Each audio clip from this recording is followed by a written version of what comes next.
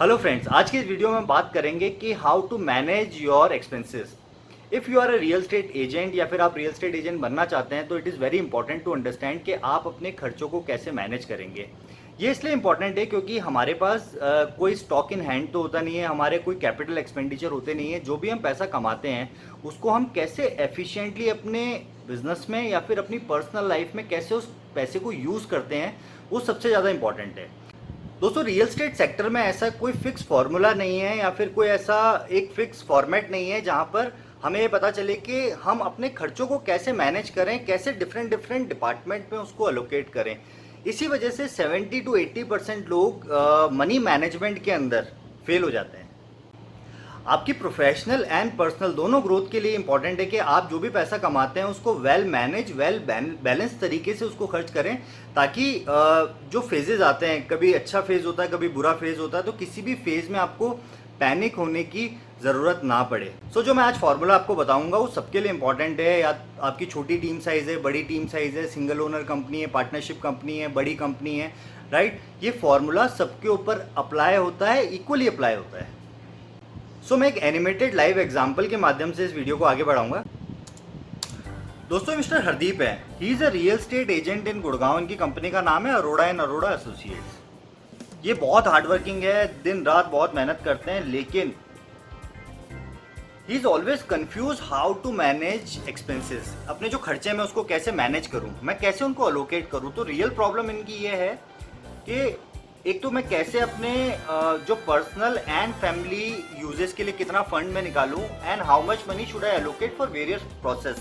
जो business process है, marketing है, ऑफिस एक्सपेंसेस हैं, ओवरहेड एक्सपेंसेस हैं। ये हमेशा कंफ्यूज रहते हैं। अब हम बात करते हैं इनके कॉम्पिटिटर की, mister Amrish. He is also a real estate agent in Gurgaon.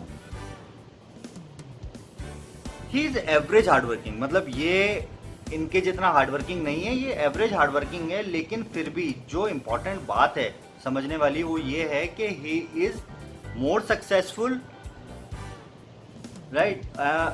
ज़्यादा ग्रोइंग है, ज़्यादा हैप्पी रहते हैं, इनकी फैमिली लाइफ ज़्यादा मैनेज तरीके से आगे बढ़ाते हैं। जानते हैं इसका सबसे इंपॉर्टेंट रीज़न क्या है? Because he is very good in money management. ये अपने खर्चों को बहुत अच्छे से मैनेज करके चलते हैं। मतलब इनका जो management between income and expenditure है वो बहुत अच्छा है। इसी वजह से इनको कभी भी पैनिक होने की ज़रूरत नहीं पड़ती। देखिए, as a real estate agent पैसे का मिसमैनेजमेंट क्या होता है और कहाँ होता है, मैं आपको बताता हूँ। देखिए, इसमें कोई ऐसी स्टेबल इनकम तो होती नहीं है कि हर महीने इतना पैसा फिक्स आपको आएगा, ठीक है। कभी आपको कम आता है, कभी ज़्यादा आता है, कभी बहुत ज़्यादा आता है, कभी बहुत कम आता है। क्या होता है, जब हमारे पास ज़्यादा पैसा आता है तो हम या तो उसको अपने पर्सनल यूजेस में उसका लोकेशन ज़्यादा कर देते हैं, या फिर मार्केटिंग में ज़्यादा कर देते हैं, या फिर बड़ा ऑफिस ले लेते हैं, या फिर कोई बड़ी लग्जरी वाली चीज़ें हम अपने पर्सनल यूज़ के लिए ले लेते हैं जिसकी रिक्वायरमेंट हमें बहुत ज़्यादा नहीं होती। तो गाइस, ट्रस्ट मी, अगर आप अपने खर्चे को बहुत अच्छे से मैनेज करके चलते हैं तो आपकी पर्सनल ग्रोथ एंड जो आपकी बिजनेस ग्रोथ वो दोनों ही बहुत अच्छी होगी। चलिए वापस मैं आपको एक लाइव एग्जांपल के थ्रू बताता हूँ कि आपको कैसे अपने खर्चों को अलग अलग एरियाज में अलोकेट करना चाहिए। What is the perfect expense plan that will give you growth, peace and success? Now suppose gross monthly income is 2 lakh rupees, that we assume 100% of your income. Now how you will split 2 lakh rupees for your expenses? According to the right formula, keep 40% for your family and personal uses, that is 80,000 rupees. Keep 30% for your business and office operations, that is 60,000 rupees. Keep 20% for your marketing, advertising, that is 40,000 rupees. And keep 10% for your reserve fund for future needs, which is 20,000 rupees. So total 100% allocation is 2 lakh rupees. अब मैं आपको थोड़ा सा detail में बताता हूँ। Friends, हमने 40% जो अलोकेशन फैमिली और पर्सनल एक्सपेंसेस को दिया है, विच इज़ मतलब हाईएस्ट है वो 100% में से। वो इसलिए हमने दिया है क्योंकि आपकी फैमिली और आपकी जो पर्सनल लाइफ है वो स्मूथ चलती रहे।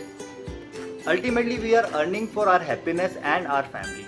वहाँ पर कहीं पर भी कोई भी कॉम्प्रोमाइज़ नहीं होना चाहिए। और दूसरा रीज़न ये है कि कहीं पर भी फैमिली आपकी या फिर आपकी जो पर्सनल लाइफ है, अगर उसमें कहीं पर भी फाइनेंशियल प्रॉब्लम रहती है तो आपका कहीं ना कहीं जो माइंड होता है वो उधर की तरफ डाइवर्ट रहता है।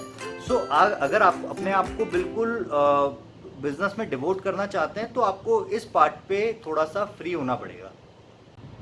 30% हमने दिया है अपने ऑफिस एंड बिजनेस ऑपरेशंस के लिए।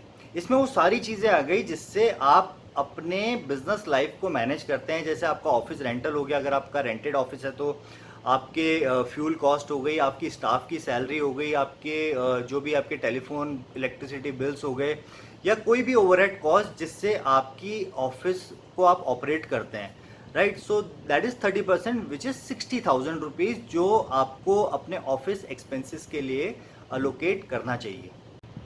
Now 20% is for your marketing and advertisement, that is very decent and good figure.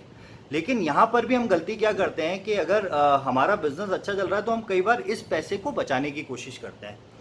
Remember guys, कभी भी अपनी प्रमोशन मार्केटिंग एक्टिविटीज़ को हमें बंद नहीं करना है। और जो 20% फिगर है विच इज़ अप्रॉक्सीमेटली 40,000 रुपीज़, अगर आप 2 लाख रुपए की आपकी अर्निंग है, सो आपको उस बजट को उतना ही रखना है। मतलब ना उसको कम करना है ना उसको ज़्यादा करना है, अगर आपको ज़रूरत है या नहीं, लेकिन फिर भी इतना पैसा आपको मार्केटिंग में अलोकेट करना ही पड़ेगा।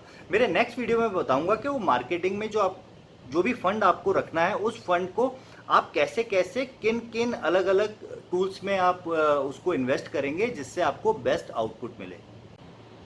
नाउ फोर्थ पॉइंट है, keep 10% for your reserve fund, right. अगर 2 लाख रुपए को हमने रेफरेंस माना है तो 20,000 रुपये आपके रिजर्व फंड मंथली आपको रखने हैं। ये किस चीज़ के लिए होते हैं? ये उन अनवांटेड एक्सपेंसेस के लिए होते हैं, चाहे वो पर्सनल हो चाहे वो प्रोफेशनल हो, जिसके लिए आप प्रिपेयर नहीं होते, राइट। और जब हम इस रिजर्व फंड को नहीं रखते हैं तो जब अचानक ऐसा खर्चा आता है तो हमारी लाइफ डिसबैलेंस हो जाती है। तो एक रिजर्व फंड आप रखिए।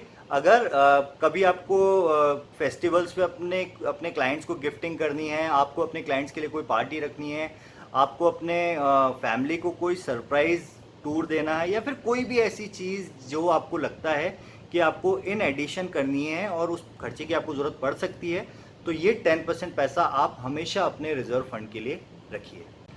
तो आपके मन में अब ये सवाल होगा कि मेरी इनकम तो 2 लाख रुपए है ही नहीं, या तो किसी की इनकम 2 लाख से बहुत ज़्यादा होगी या कम होगी या 2 लाख होगी या उसके आसपास होगी। इसीलिए मैंने इस पूरे फॉर्मूले को परसेंटेज फॉर्मेट में बताया है। आपकी जो भी इनकम है, अगर आपकी 1 लाख इनकम है तो आपको उस हिसाब से परसेंटेज में अपने खर्चे को डिस्ट्रीब्यूट करना है। अगर आपकी 5 लाख है तो उस हिसाब से करना है, 10 लाख है तो उस हिसाब से करना है। अच्छा, यहाँ पर इनकम आपको उसे कंसीडर करना है जो आपके या तो अकाउंट में आ चुकी है या आपके हाथ में आ चुकी है, that is gross income, right. जिसमें से आपको किसी और को कोई भी पैसा नहीं देना, किसी में कोई शेयरिंग नहीं है। वो एक ऐसा पैसा है जो आपके पास ऑलरेडी इन कैश हो चुका है। आपको कभी भी अपने खर्चों को फ्यूचर एक्सपेक्टेड इनकम के हिसाब से नहीं बनाना है। लाइक कभी कोई टोकन किसी ने दे दिया, कोई डील का एडवांस आ गया, किसी बिल्डर के पास कोई बुकिंग अमाउंट चला गया, उसके बेसिस पे अगर आप ये अज्यूम करते हैं कि मेरे पास इतने इतने टाइम में इतना इतना पैसा आ जाएगा, उस हिसाब से खर्चा आप आज बुक कर लेते हैं।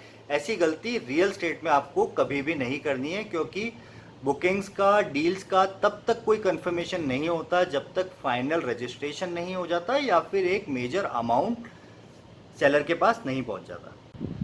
अब एक और इम्पॉर्टेंट क्वेश्चन निकल कर आता है कि अगर भाई रियल स्टेट सेक्टर में कोई मंथली फिक्स इनकम तो होती नहीं है, तो हम फिक्स खर्चे कैसे हम बांध सकते हैं? That is very good question. देखिए, फिक्स इनकम नहीं होती तो आपको क्या करना है, आपको ये जो फॉर्मूला है क्वार्टरली बेसिस पर इसको आप कर सकते हैं या फिर 6 मंथ के बेसिस पे कर सकते हैं। मैं रिकमेंड करूंगा आप क्वार्टरली बेसिस पर कीजिए। जैसे कि 2 लाख रुपीज़ है तो क्वार्टरली वो 6 लाख रुपीज़ हो जाते हैं। तो आप उसी परसेंटेज फॉर्मेट में आप अपने 6 लैक्स को डिस्ट्रीब्यूट कीजिए।